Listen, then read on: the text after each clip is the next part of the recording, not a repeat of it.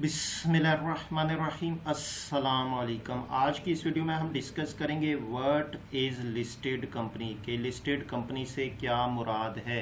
लेकिन video start करने से पहले अगर आपने हमारे चैनल को सब्सक्राइब नहीं किया जल्दी से सब्सक्राइब कर ले और साथ में बेल आइकन भी प्रेस कर दे ताकि आपको हमारी लेटेस्ट वीडियो की नोटिफिकेशन मिलती रहे। वीडियो स्टार्ट करते हैं। A company whose shares are listed in stock exchange is called listed company।